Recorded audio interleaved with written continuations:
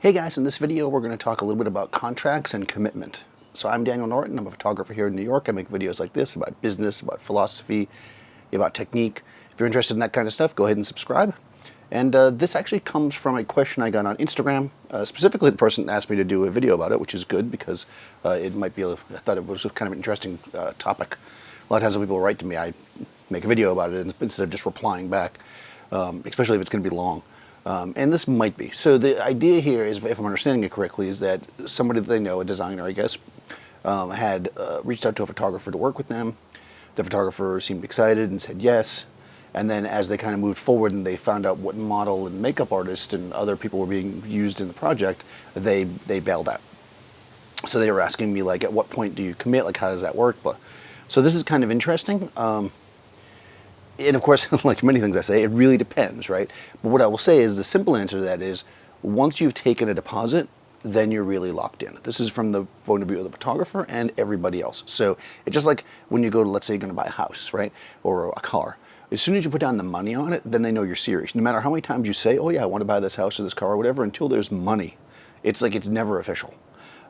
So a deposit generally locks in the contract. So once you've done that, then backing out becomes, in my opinion, ethically, business ethics-wise, unwise, unless there's a really big problem. I mean, it's not impossible, but it definitely shouldn't be something that you would just do on the whim. Like, you really should have a good reason for it. So, you know, in this case, and again, I don't know exactly what was going on, I'll say this. I don't know if there was a deposit. When you are hired as a photographer, though, when somebody comes to you, like if somebody comes to me and says, you know, I'm going to stop for a second and give that, you know, famous saying, there's three sides to every story, right? There's their side, your side, and the truth, right? Everybody sees things from their own perspective. And while I sympathize for this designer, you know, I also am curious as to exactly what happened if I had to make a judgment. Not that I'm going to. Because if somebody comes to me, almost anybody who comes to me and says, hey Daniel, I'd like to hire you to do my project, as soon as they give me the pitch, if the project seems interesting, I'm going to say, okay, yeah, I'm interested. At that point, I'm not really committed, right? I'm interested in, and even if I go, okay, yeah, I would love to do that, I'm not committed because we haven't actually got a contract, I haven't got details. It's part of the photographer's job to, in most cases, most commercial things, to at the very least know, if not hire, the talent, you know, and what's going on. So, for instance, if you said to me, "Hey Daniel, I want to hire you to do my company's headshots," let's say, we won't do a fashion example, you know, and I say, "Yeah, I would love to do that," you know, and then they say, "Okay, well, you know, there's 600 people." And you have to travel to this place, and you have 2 hours to do it, and I'm going to pay you $100 or something, you know, whatever the thing is, right? I'm well within my rights to be like, oh no, I don't want to do that. You know, this is what I do. This is where I'm at.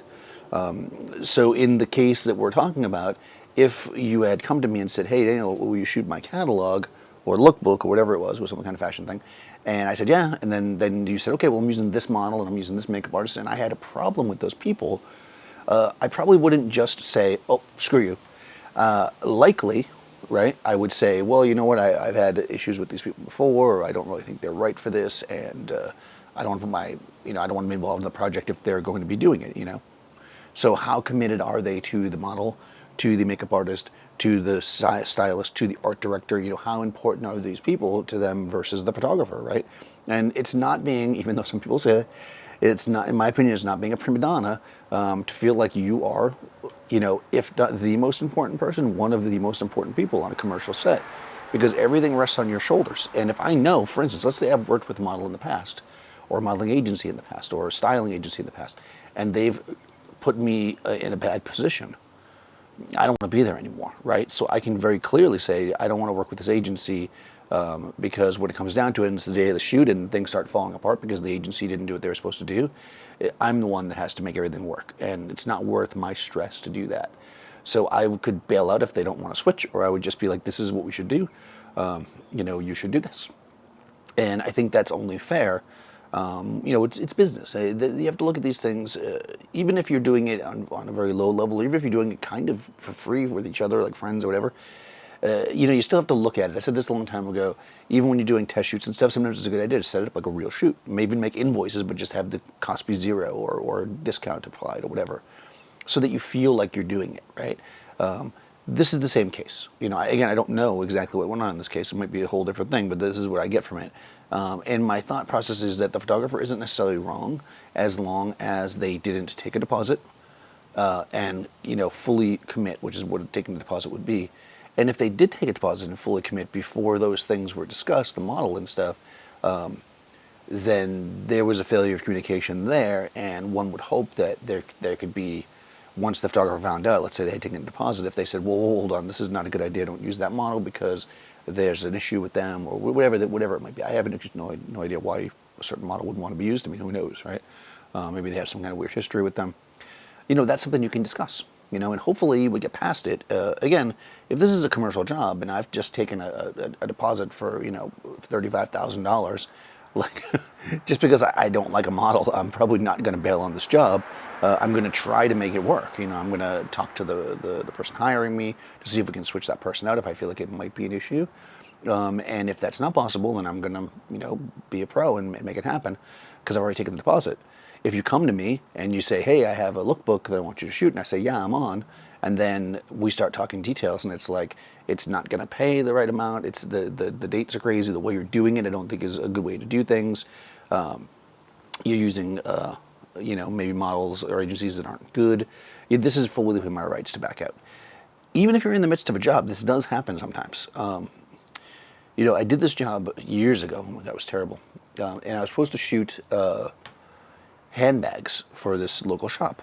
And what we decided upon was, because they were trying to figure out what they wanted to do, she was going to bring 10 bags. She had like 300 bags to shoot. She was going to bring 10 bags. We were going to do a test day. So, I gave her the rate and everything, and it wasn't really, it was a discounted rate off a regular day because I figured I could do a lot of handbags in one day. I think the whole job was going to be like 5 days, which is still a lot of handbags to do in a day, but I figured with the full crew, blah, blah. Anyways, my mistake. So she was supposed to bring 10 bags so we could do a sample. She showed up with 60 bags, which was kind of effed up, and honestly, at that point, I should have been like, what are you doing? It was a friggin' nightmare because she sat over my shoulder. She didn't want to have an art director, couldn't afford this, couldn't afford that. So we were doing everything ourselves. She had no idea what she wanted. The images that she made me create weren't very good because she kept correcting everything, like, oh, don't do it like that. We're shooting tethered, of course. In the end, we got images of all the bags after a long day for me working for like less than what I should have for that day, but I figured I'd make it all up in the back end. So, I went, this was back in the day where you couldn't just transfer files in 2 seconds. I was actually putting on CDs. So I was like, okay, well, I'll give you I shot raw, so I got to process them out, and I'll drop them come by the store tomorrow. We'll go over them. I'll pick up the rest of my deposit, and we'll figure out a day to do the rest of it. Even though at that point I was thinking, God, do I really want to work with this person? I kind of was hoping in the back of my head that she saw how rough that was, and maybe she would spring, and we would get like an art director. So I show up with the CD of images. She's got the check there. She's like, oh, hold on, let's look at them first. And she starts looking at these images, and she's just like, oh, well no, I don't like the way this one looks. And I was like, we sat there, and you approved every single one of these on the screen. This is why we shoot tethered, right? You approved them all. You liked them all. The things you're asking for now were things I was trying to do, and you made me change it. So we had this conversation. I tried not to get too hot-headed, although I was very upset. And at that moment, we were going back and forth. It was her and her business partner, this guy that was there. And finally, it was just this back and forth little conversation, and I picked up the CD, and I said, keep your fucking money. Excuse me, but that's exactly what I said. And I started to walk out. And and he was just like, no, the business card. He's like, we'll give you, whatever. I think he ended up giving me whatever, the full day rate for that one test day. And I gave him that CD, and whatever the hell happened to them, who knows. But I basically fired them in the middle of the job. And that's because they were on a line, and that can happen. So, where all this stuff falls in your opinion and where you should deal with it, that really comes down to each individual situation. If you are ethical and you try to give them a chance, when they try to do something, like I felt like I tried to give her a chance, then you're well within your rights to bail out of a job, in my opinion. And it is what it is. Could it hurt your reputation? Probably. I don't think anything ever happened. I don't think I lost any business because of, who knows? Maybe somebody that was maybe thinking about hiring me didn't because they were friends with that person, but I don't think so. And in the end, anybody who does a business like that person, I wouldn't want to deal with. So, yeah, what do we do? What are contracts? What are they for? That's literally it. You've got your initial commitment, which you can consider a verbal contract, although clients break those all the time too. And that's basically the commitment to, yeah, I want to work with you. But until the fine details are put out and you have your estimate and they give you a deposit, even when you send the estimate in, you could still turn around and be like, I can't do it until they come and give you that money. That's why when a client gets the estimate, if you're the client, if you're watching this and you're a client, as soon as you get the estimate and you agree with it and everything's good, send that check.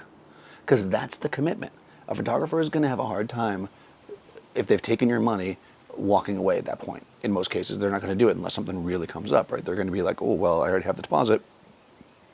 Most people aren't going to bail out at that point. So, hopefully this helps and kind of answers the question or gives a little light on that situation, if as best as I understand it. As a photographer, make sure that once you agree to something with the client, that you get your estimate to them right away and that they give you some kind of a deposit so that everything's locked in. As a client, make sure that once you have a photographer that you like, you guys make sure you talk and you really are on the same page and that you give them the deposit right away as well.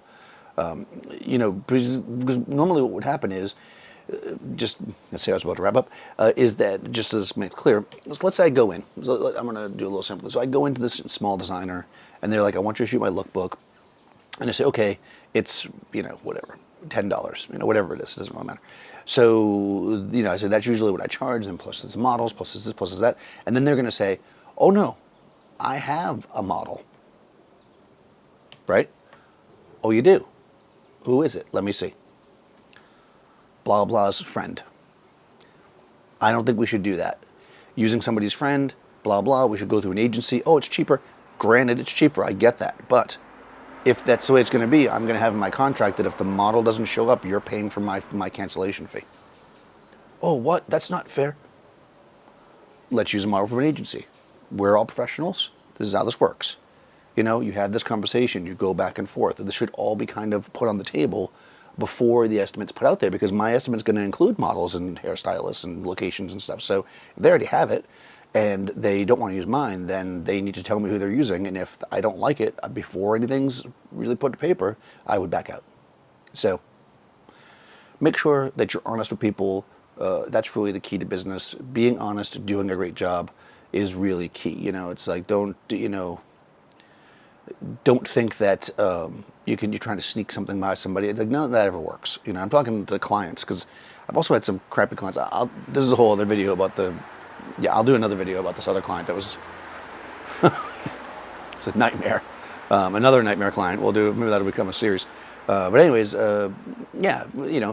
when are you committed? I guess you're somewhat, at least loosely committed the day you say yes. When are you actually committed? When something is signed / money. Right? Because even if you sign the estimate, because normally depends on the situation. Some people will have you sign the estimate. Both you and the client will sign it. I usually don't sign my own estimates, so the client signs it. If the client signs my estimate and sends it back to me, but doesn't send me a deposit, then they have not signed the estimate.